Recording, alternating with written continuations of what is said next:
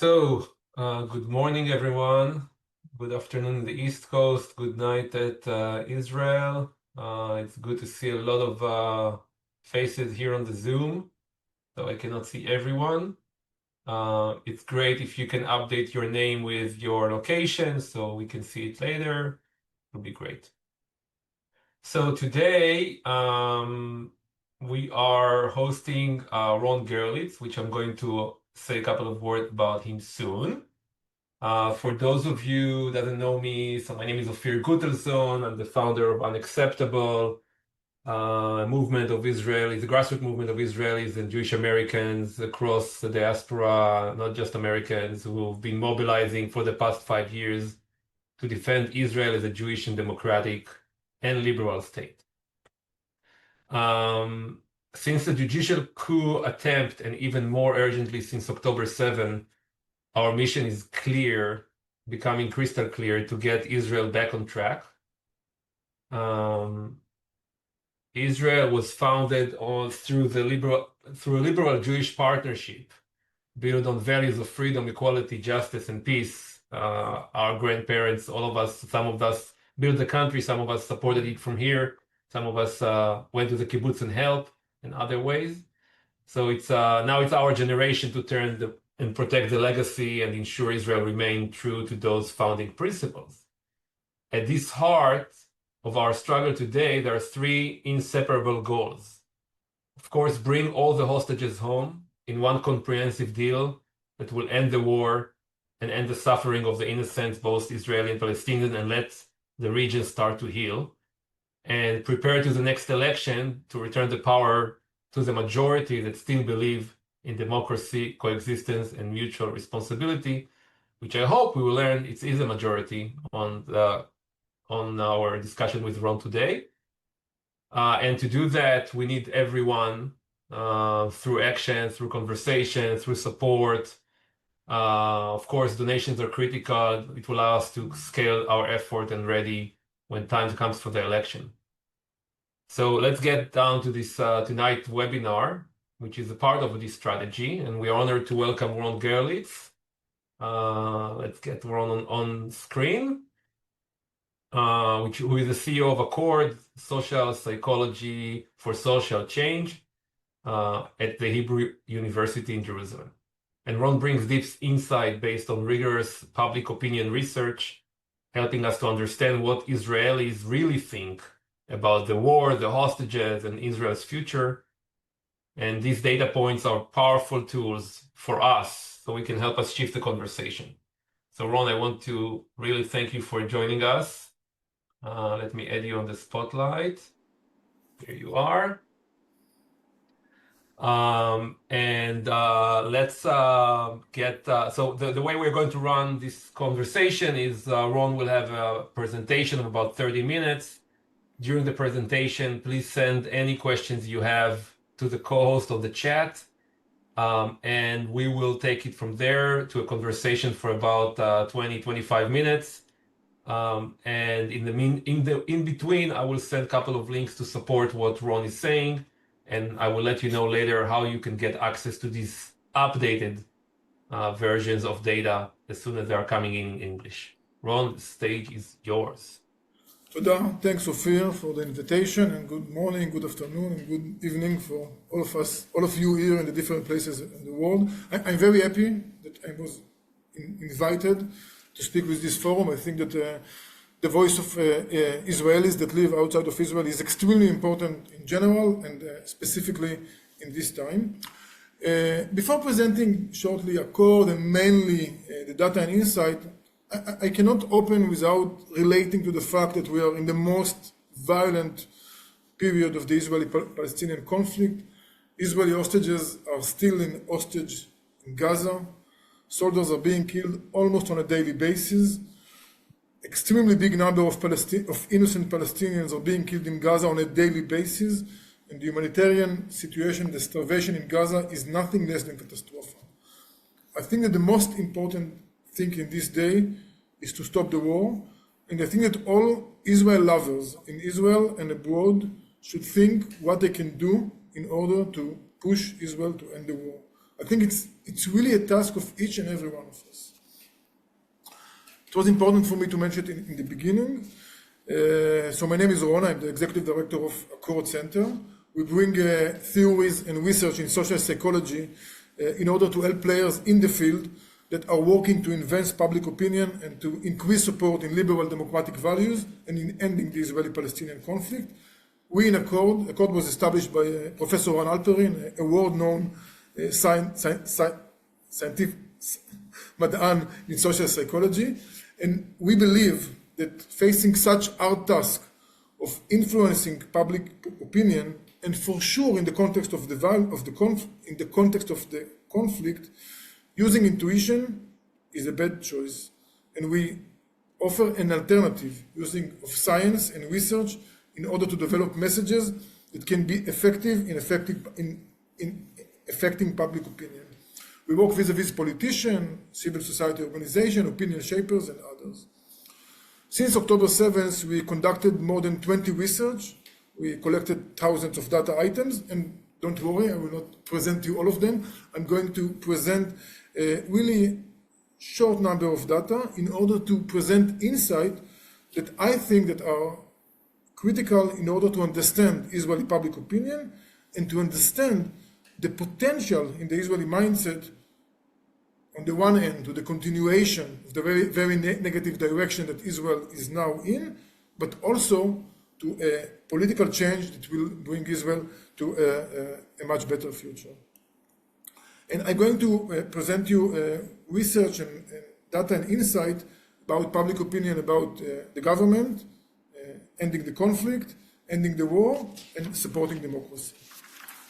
I will load now my presentation.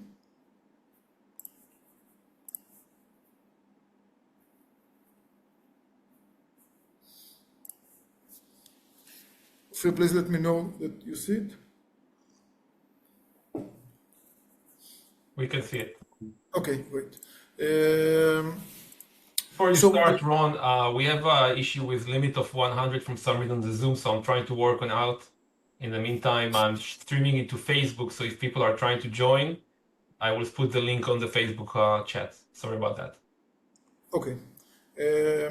So before I'll begin with saying that Netanyahu lost support in the Israeli public.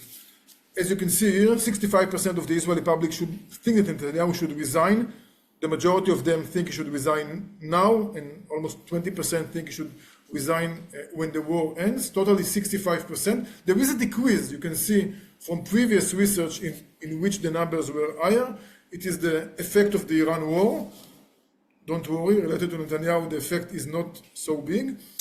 And it is important for me to mention that you see here that 65% of the Israeli public think that Netanyahu should resign either now or when the war ends, but also almost 40% of the Likud voters think that Netanyahu should resign. The majority of them think he should resign after the war ends, but 12% of them think he should resign now.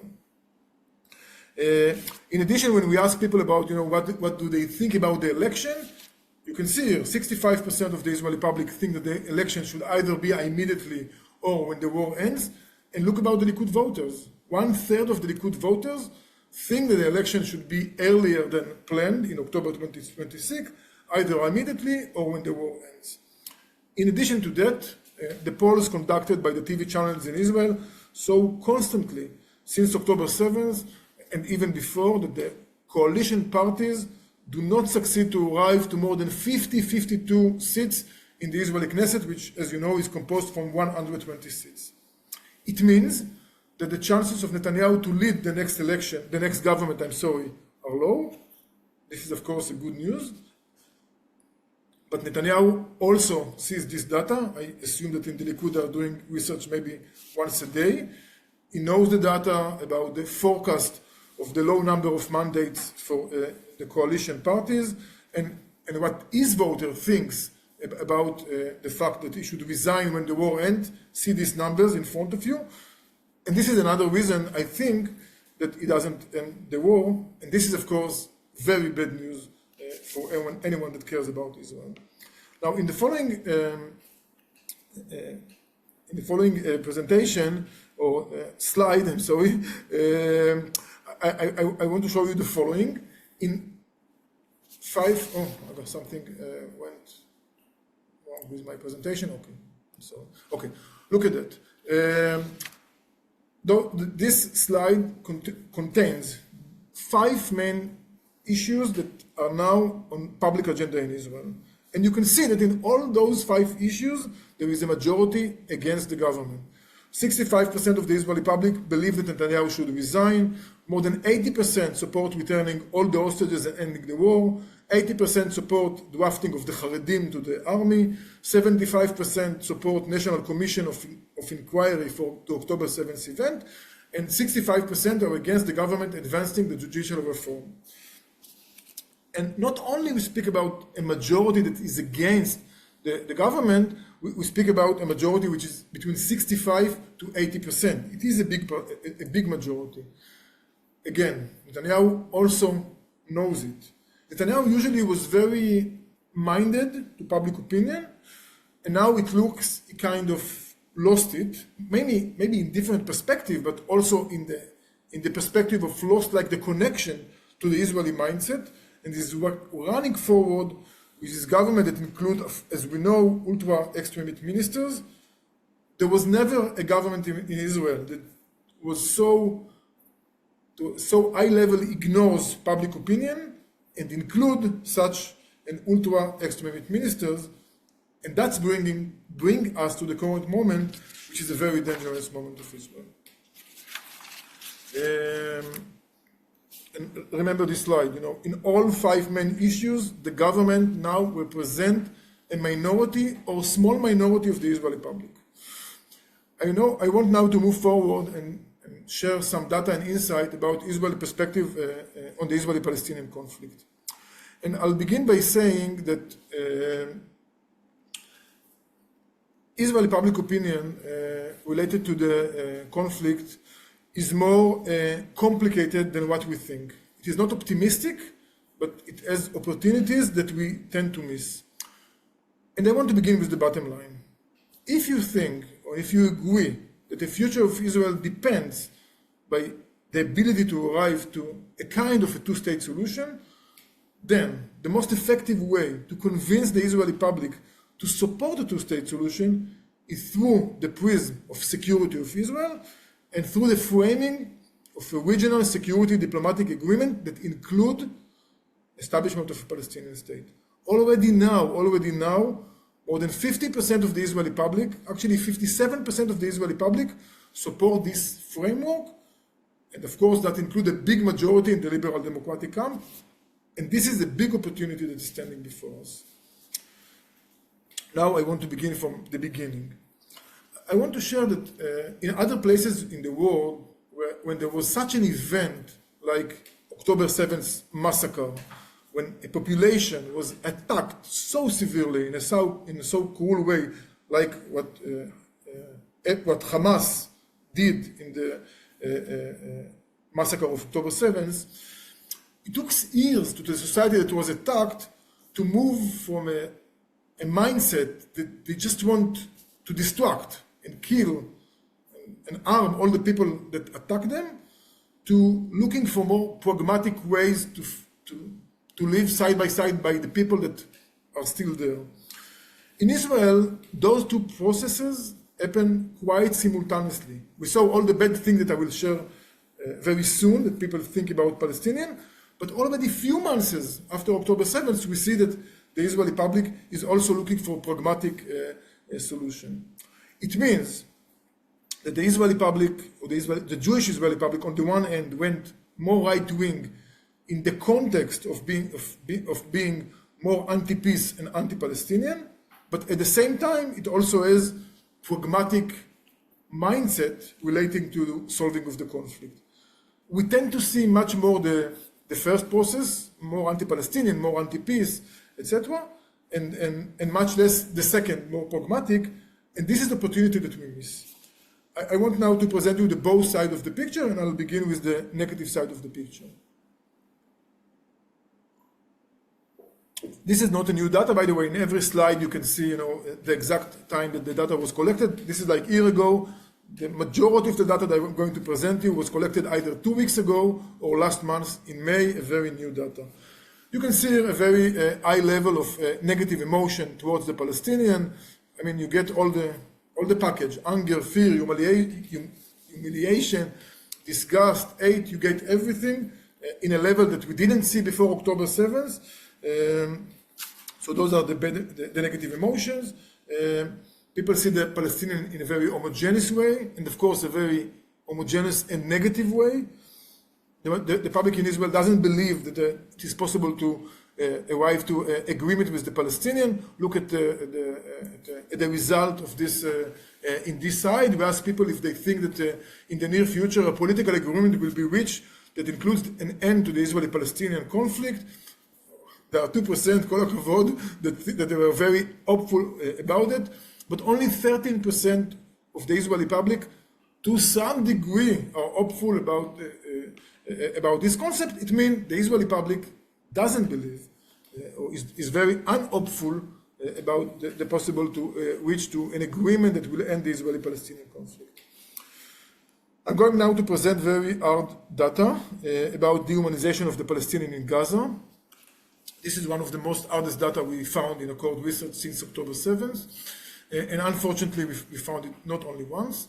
We asked people to what extent they think they agree with the statement that there are no innocent people in Gaza. You can see the result. Among the Jewish public in the lower bar, if you look only in the two rightmost results, so we get 63%, look at the 43 and the 20 together, 63% of the Jews in Israel either to totally agree that there are innocent people in Gaza or almost agree with this statement. And overall, there is almost 80% of Jews in Israel that to some extent agree with the statement that there are no innocent people in Gaza. After Trump brought his concept in February, we went to a research to see what Israelis think about Trump's suggestion and see the result. In the first question, we asked about what they think about Trump's proposal to resettle Gaza residents in other countries in a scenario where the migration would be voluntary. And I put aside the all important question, what does it mean to create conditions that cause people to voluntarily want to leave their homeland? Let's just look at the data. 80% of Jewish Israelis supported this concept. And when we ask explicitly about transferred or forced expulsion, we get 60% of Jews responded that supported Trump's idea to forcibly resettle Gaza residents in other countries. Last month, in May 25, of course, we asked people if they think that Israel should or should not enter humanitarian aid in Gaza. 60% of the Jews thought that Israel should not enter humanitarian aid to Gaza. I want to remind you that last month, it was after few good months or after a few very bad months in which there is starvation in Gaza. It's true that many Israelis don't see it in our TV channel, but nevertheless, 60% of the Jews last month, May 2025, thought that Israel should not enter humanitarian aid to Gaza in a situation in which there is almost nothing there. This data is very hard. I can say also personally for me, I mean, seeing this data coming from our research unit, like the time that I hoped that they have a mistake, but unfortunately they didn't have a mistake, and we see this data time after time. I do want to say, without just justifying it at all, at least for sure not the recent data about against entering humanitarian aid and that there are no innocent people in Gaza, that it is a kind of a natural response for October 7th massacre. When you look at a society which is in a collective trauma after the massacre, that see itself attacked, and indeed was severely, in a very cruel way, attacked on October 7th, and see itself under existential threat, iyum kiyumi, that's what you get from this society. You get a very negative perception about the other side, a very homogeneous and negative perception of the other side, and supporting such a destructive ideas. Of course, and it is very important to mention that the leadership in Israel has a great influence of those perceptions. And we are with a very extreme leadership. I have no easy or gentle way to say the following thing.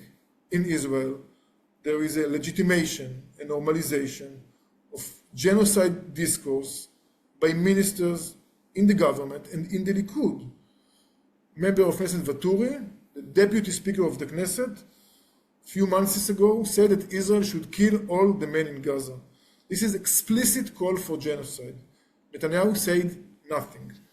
Smotrich called, I'll say it in Hebrew, לעשות השמדה מוחלטת של ערים בעזה, in English, annihilation of cities in Gaza, and he explicitly, and I think intentionally, used the word השמדה, and this is what we get from some of government ministries, of course not from all of them, and Netanyahu is always silent about those statements. Now, those things create norms of dehumanization of the Palestinian in the Israeli society and also inside the army. And the result we see in Gaza. So far it was a lot of bad news. I want now to look at the more positive trend, or at least the more pragmatic trend of the Israeli public. So look at this slide. We see that in the Israeli society there is a broad understanding that military force alone is not sufficient. We ask people, what type of effort should Israel invest to achieve security? And in research after research, we found that the Israeli public think that security for Israel will be ensured only by the combination of a military force and diplomatic efforts. You could think that after October 7th, people will say, רק בכוח, only military operation, and this is not the situation. A big majority of the Israeli public think that it's only the combination of military operation and diplomatic efforts can ensure Israel's security. Now, if we ask Israelis explicitly if they support a two-state solution, the answer will generally be no. Only 25% of the Israeli public support two-state solution. When they ask explicitly, I'll come to it in a minute. Now, the most important data, and if you remember one number for my presentation, please remember this one. And we ask the following, and we ask it time after time. You now see the result from a few weeks ago, by the end of May. In your opinion, to what extent should Israel agree to a political security agreement as part of a regional framework led by the US that includes the establishment of a Palestinian state in return for Arab state recognition of Israel and normalization agreements with it?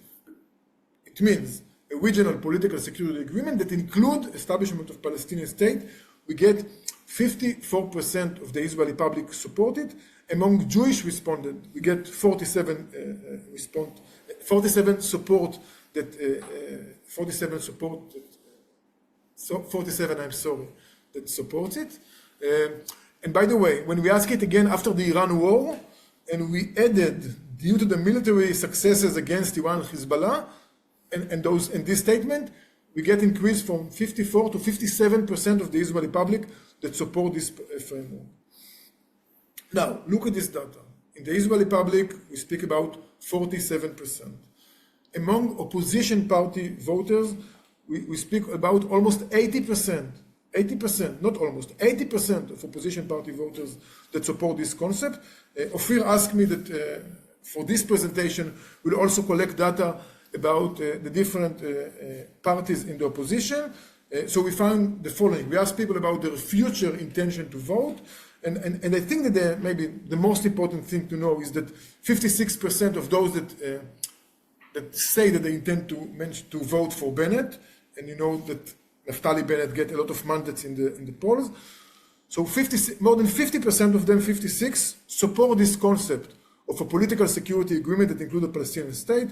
Among Israel Beitenu, of Lieberman, who is very right-wing, there is 60% support for this concept, and among Yesh Atid and Machaneh Mamlachti, the numbers are even higher.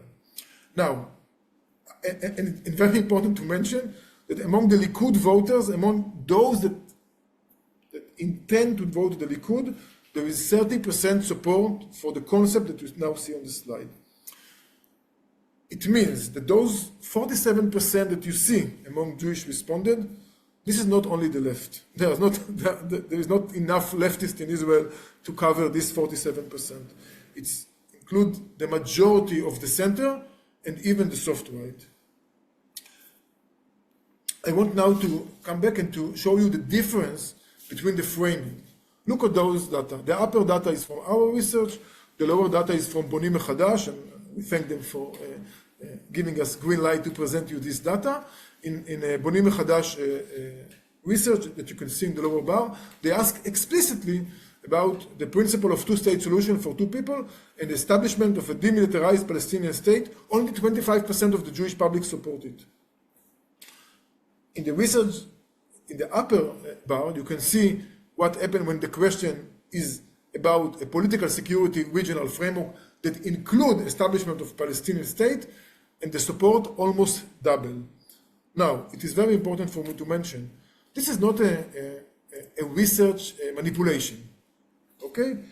Because this is the agreement that is now on the table. This is what the USA put aside, what I assume many of us think of the US president, but this is what the US for the recent years, okay, either the Biden administration and the Trump administration try to promote. And if there will be eventually agreement for the Israeli-Palestinian conflict, it will be through this regional security political agreement. And there is support in the Israeli public for this agreement. Now, the question is, how do these two things, happen together at the same time? People support very destructive things like force, transfer by force of Palestinians from Gaza, and also support this regional political security agreement that includes a Palestinian state. So what we understand in aChord, based on our research and theories, is that the Israeli public is looking for security. And there is collapse of the concept that the right wing will bring security. Till October 7th, there was kind of a work partition between the right and left in Israel. The right is responsible for security, and the left is responsible for values. No more. The concept that the right wing will bring security collapsed in October 7th, and also the infamous concept of management of the conflict also collapsed in October 7th. But mainly we understand the following. Bad relation, hate, dehumanization, and other aspects of bad relation include support of destructive extreme solutions. Doesn't mean that there is not support in political agreement. Things can happen together. Very bad relation and support in political agreement. You can hate your neighbor, you can pray and support that someone will come and kick him off his house, and you will wake up in the morning and he is not there in your street anymore, but you wake in the morning, he's there in your street, and you can support building a good wall between you and your neighbor, that you and your kids will be able to continue to live in the same street. And that's probably what happens among the Israeli public related to those, what can seem, okay, as a contrast, but what is a contrast, or almost contradiction between supporting such destructive ideas and at the same time, same people, not all of them, but there is a group that support also the destructive idea and also this regional framework that includes establishment of a Palestinian state. I want now to move and present some data and insight related to the war. So I'll begin with this data. It's very new. It's from 2 weeks ago. Israeli public is proud about the achievements of the war with Iran. And when we ask about the war in Gaza, we get this data, which I think is extremely important. See those results. We simply ask, again, it's 2 weeks ago, after the war in Iran ends, what is your position on a deal in which all hostages held in Gaza will be released in exchange for an end to the war? See the result, okay? 70% of the Israeli public support, only 14% of the Israeli public are against. Among the Israeli Jews, we are in a 63% people that support this deal. And look at the voters of the coalition parties. among them, almost 50% are for ending the war, and only less than 30% are not supporting this deal of returning the hostages and ending the war. It means that in the Israeli public, in the voters of the coalition, and for sure in a consensus, I'll begin. There is a big majority in the Israeli public, there is a majority in the voters of the coalition, and there is a consensus in the voters of the opposition that Israel should agree to the deal of returning all the hostages and end the war in Gaza. And as you see, it's not the direction that currently the Israeli government go. We ask people to what extent they agree that Israel's most urgent task is to bring an end to the war in Gaza Strip, and you see the result, which means and pay attention to the fact that 66% from coalition party voters think that or agree or tend to agree that Israel's most urgent task is to bring an end to the war, to bring an end to the war in Gaza. I want to add another insight that is based on data that we found. A few months ago, there was the pilot letters and other letters by different units of the IDF, reserve soldiers in different units. And one of the most famous statements was in their letter is that at this time the war primarily serves political and personal interests rather than security objective. And we ask people if they agree or disagree with this statement. Look at the result, and maybe you can go down to the Jewish respondent and see that among the Jewish public, there is it's the same those that support the statement and same that are against.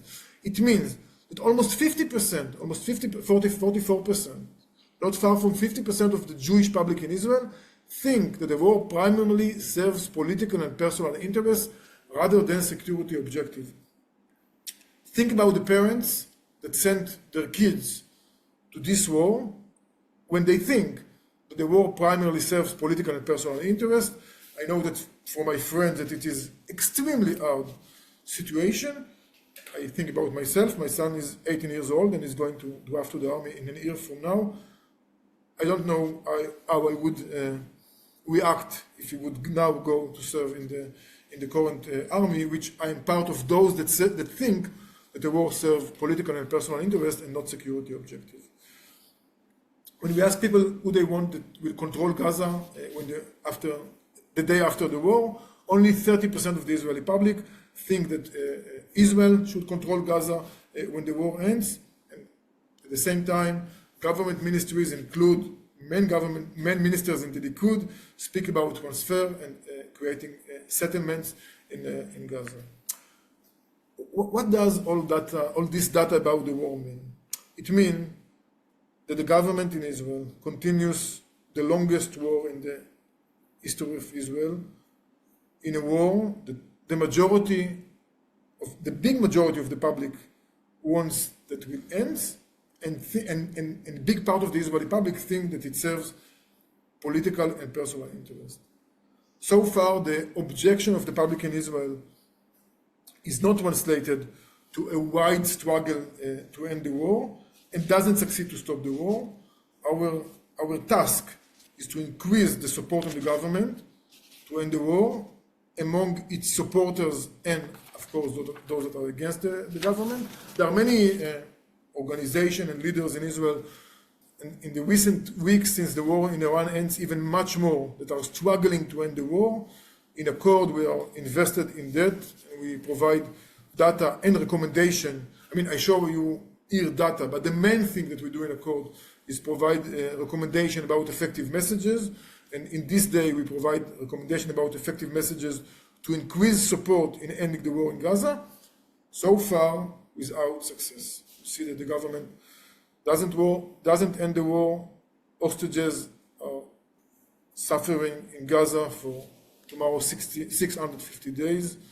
Soldiers are being killed almost on a daily basis, and the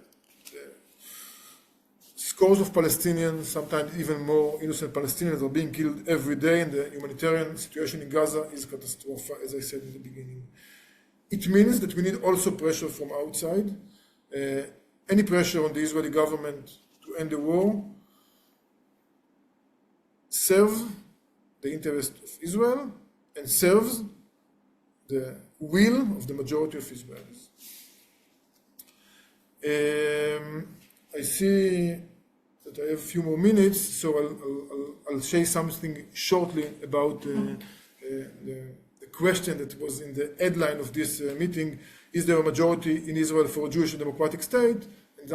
And then some concluding statement, and then Offir will move to you. So I want to say the following. We see in our research, it's not in the slide, that 60% of the Israeli public see itself as belong to the Israeli democratic, to the democratic liberal camp. We simply ask people, do you identify as liberal democratic? 60% of the public in Israel identify itself to some degree as a liberal democratic, and this also includes 60% of the Jews in Israel. It means that if all the current the liberal democratic camp in Israel, it's much bigger than its current representation in the Knesset, and if all those that identify with this camp will vote for parties that are part of this camp, the victory and the change of the government is ensured and will happen in the next government.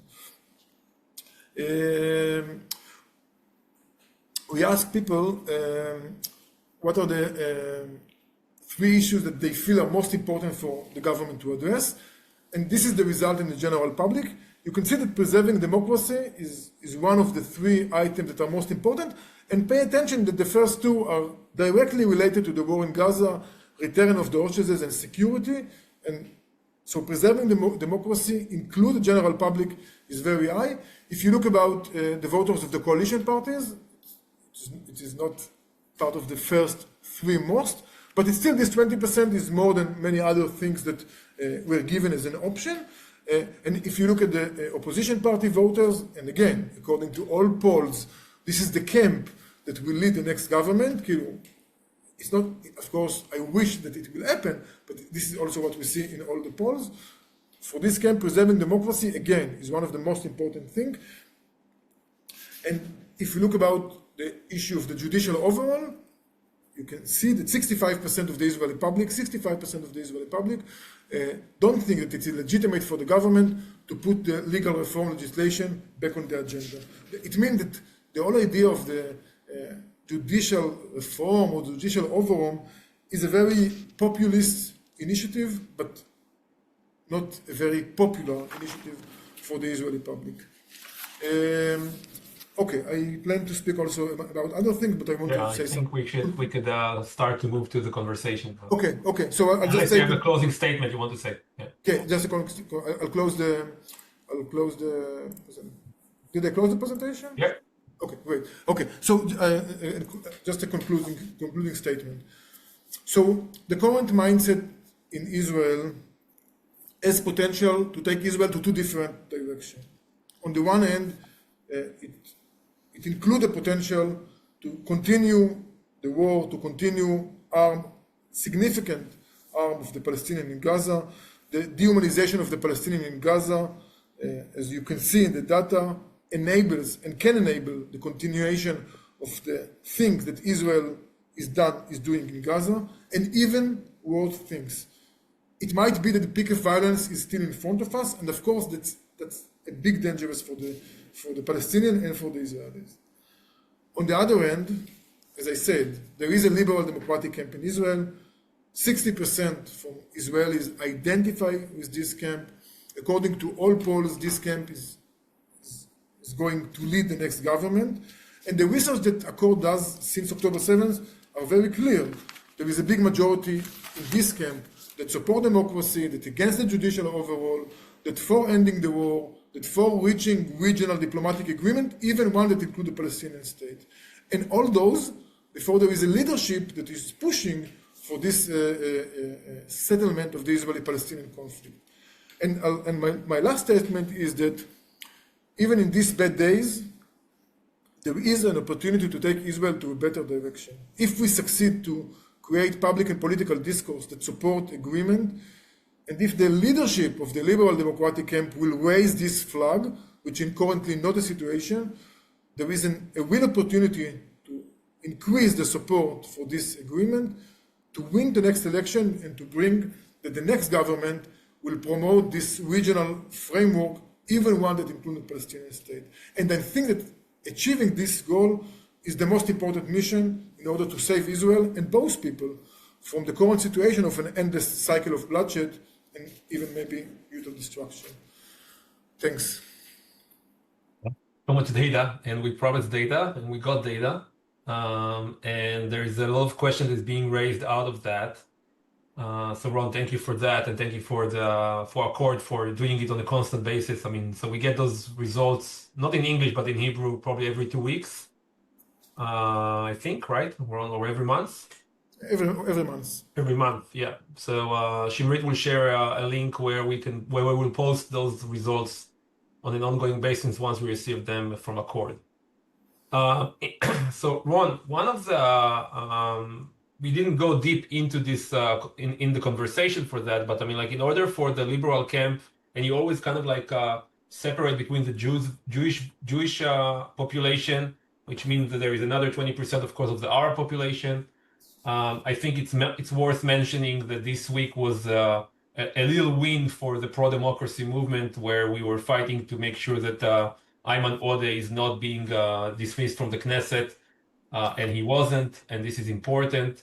But what does this numbers means for Jewish-Arab partnership, which is probably needed in order for the liberal camp democracy, in order for the liberal camp to win those elections? So indeed, there are different perspectives for this question. There is a perspective of values. Being liberal democratic means, or at least should mean, that all the citizens of the country are entitled for equality, and in Israel there should be a shared society for Jews and Arabs. And it also means that the political rights of the minorities are very important. This is like from what democracy means. One of the essence of democracy is ensuring the rights of the minorities.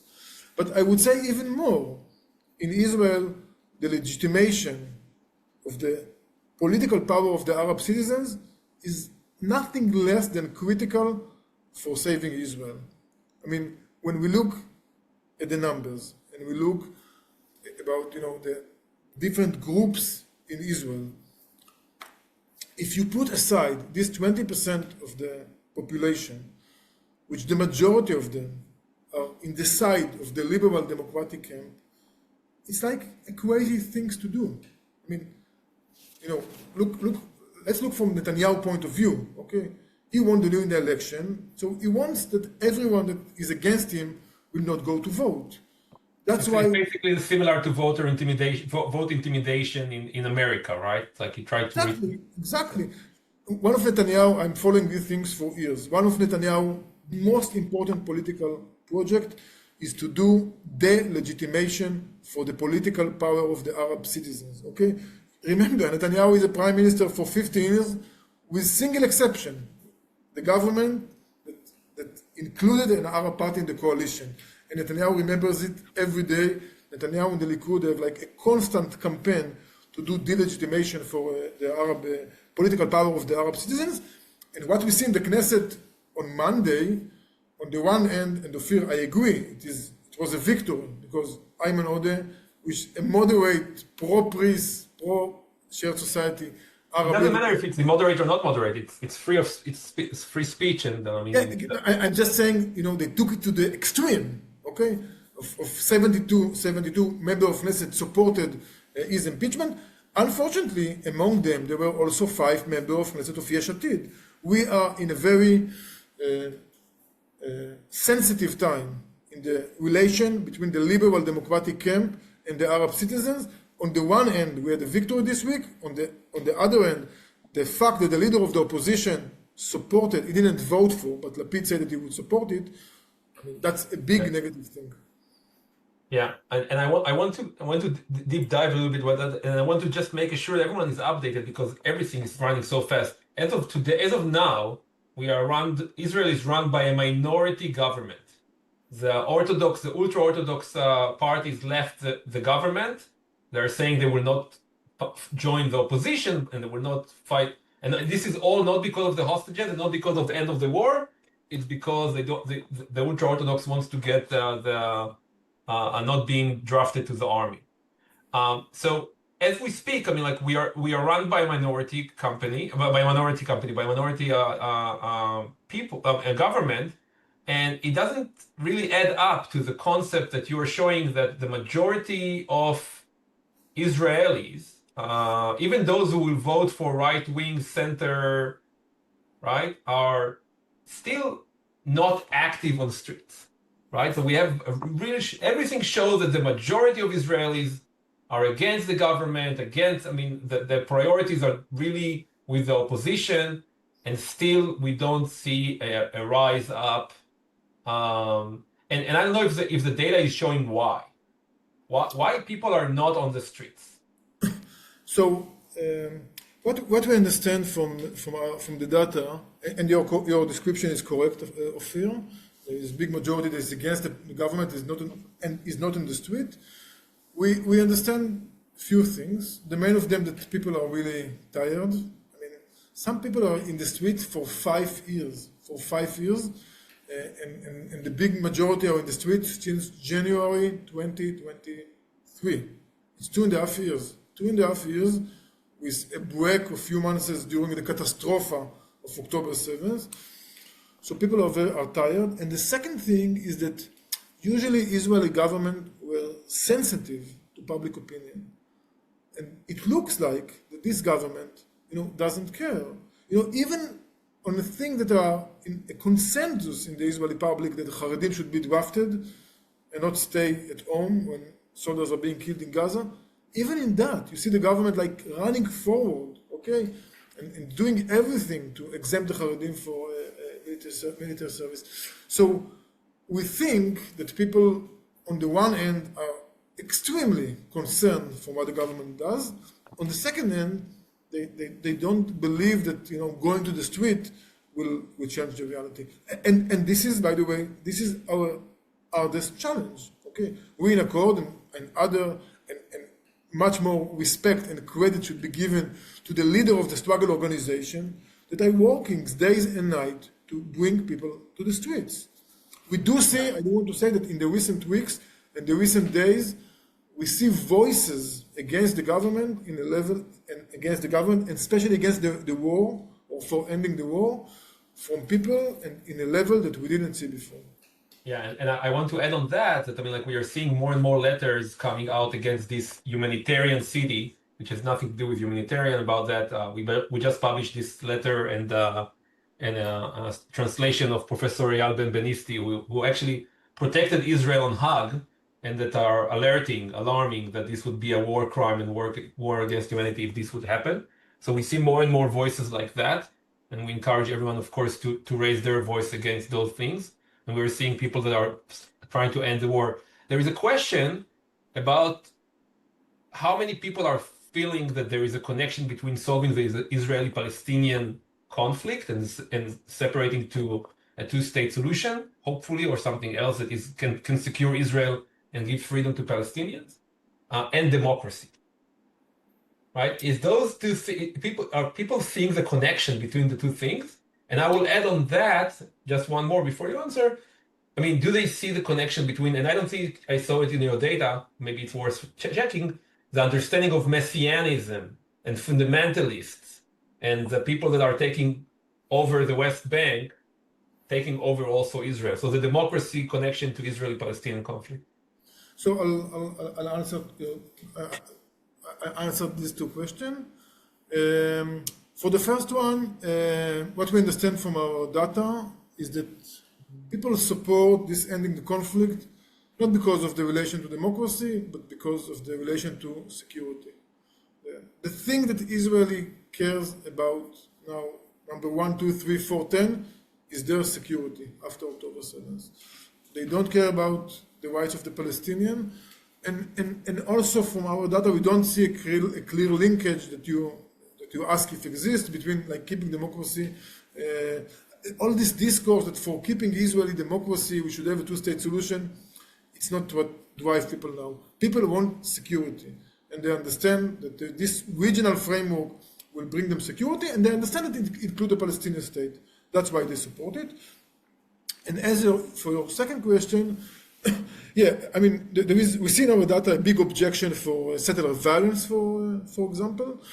And you also see, I mean, we see in the street and in the public, like very strong and increasing voices against the messianic aspect of Smotrich and Ben Gvir. I mean, people understand that this extreme ideology is driving the government, and also people understand this is the reason that there isn't hostages deal.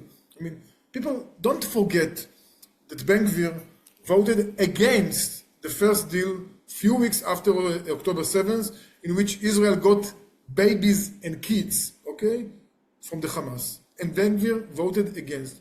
People don't forget it. Yeah. So we'll take I'll ask the last question, and that would be, and then we will move to Shimrit to close. The question that we basically try to take this data and use messaging, right? So again, let's just walk through a second. I mean, we hear all the time here, mostly here locally on the mainstream community, that again, I mean, like the number one thing about Israel is security, as you said. It's I mean, there is only external threats. Internal threats are less important for us here to deal with. And as you said now, I mean, like there is no clear connection between the Israeli-Palestinian conflict and the internal threat and the democracy. Have you been using this data? And I know that you've been using this data to work with local politicians and local parties to form lingo that could work. And the question is, like, is there something that you're doing with Jewish communities here? Is there something that we can do to help you to move these messages? And what would be the message if you had to choose one to kind of like work with? So indeed, we work mainly inside Israel, and as you mentioned, the Israeli public is very concerned from security, and also is very concerned from democracy, and I think we have a good reason to be concerned. We present, and in our work in Israel, presenting the data is the small things, and crafting messages that are tailor-made to the messengers, to the politician is the main thing, or politician and opinion shapers is the main thing that we do. I think that from the perspective, but there is something that is common that we recommend, that is common for Israelis in Israel and for people like you, Israelis and others that live outside in Israel. And I think it's mainly to this moment when the war continues with everything that happens in the war. And what we recommend is to frame that continuation, that the support for ending the war is a consensus, which is really what we see in the data. We see also increased support for ending the war, and we think it's important to mention the momentum.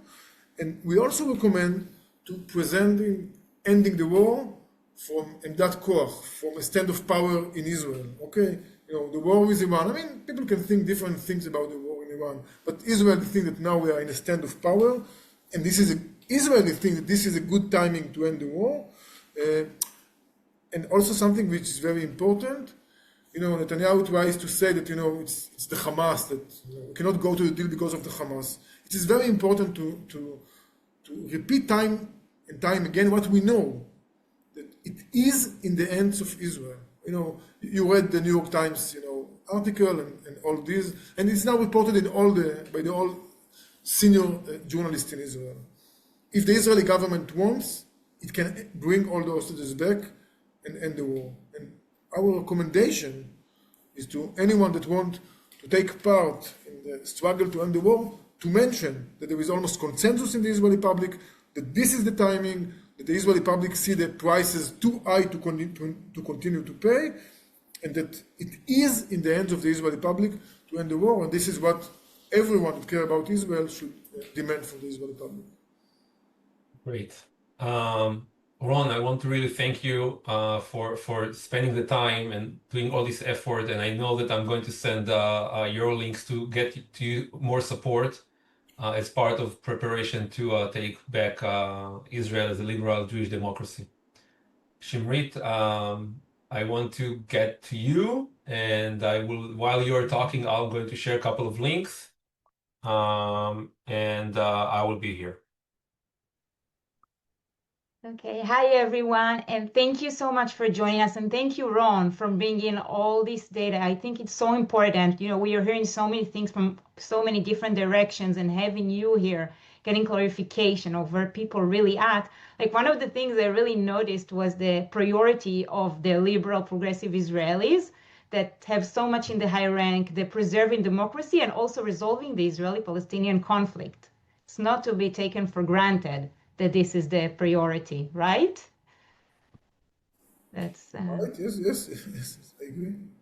that's like one of the things that I feel like if we try to be a little bit more optimistic in this devastating situation, I think the reason we wanted to have this conversation is to really see that there is a majority in the Israeli public that support the end, like with what Ron started, the end of the horrific situation in Gaza and the full return of the hostages. And it's not something that is a small minority or a few thousand of people that are still protesting every weekend. There is a larger majority for it.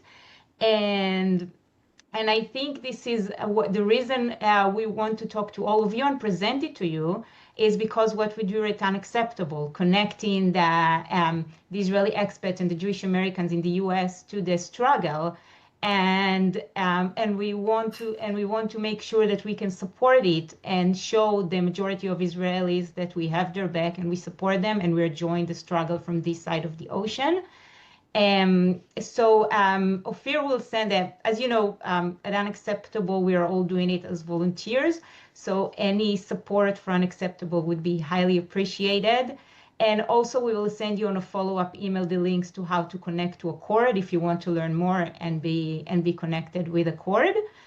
And the thing I wanted to close with, last week Netanyahu was here in DC, and some of you remember that already last year we protested in DC when he was visiting here. We were all hoping for a hostage deal, and it didn't happen.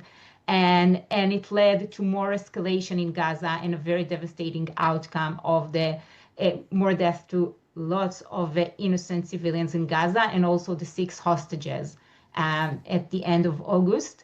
And we want to make sure that the summer of 24 is not happening again. So next week, there is a big protest organized in Israel next Thursday, and we want to support them from here. We will follow up with you with a few actions that we are organizing in this side of the ocean to show the support and adding our voice, calling very loud and clear to stop the war and bring them home. This craziness has to stop. So please follow up and join us. We all need all hands on deck. We have a lot of work to do, and we are so grateful for you for being a part of this community, and really look forward to continue doing whatever we can to support a change in Israel. So thank you again, Ron. Toda rabba. Thank you, Shimrit. And Ron has one more sentence to add. And if you, by the way, if you are in New York, I think August, Shimrit will be there. So in a camp that we can share later the information about. So looking forward. Ron, go ahead. So just to say thanks for inviting me, and that I think that we are in nothing less than an effort to save Israel, and maybe the both nation for the continuation of the bloodshed. And I think it's a joint struggle of Israelis and Israel, and people that care about Israel outside of Israel. We must work and struggle together. This is the only way that we might win this battle and save Israel. And thanks again for everything you do in UnXeptable and for inviting me. Thank you, Ron. And I'm going to share a video later on this email with recording of Omri Ronen, which is a great Israeli guy that we translated. And I want to thank all of you who joined and supports and speak up. I mean, you are heroes. And again, this is all connected at the end to our joint effort for saving Israel. So have a good day, and I hope we are going to get together in a better situation of every week. We hope that. Have a good Thank you. day. Bye bye.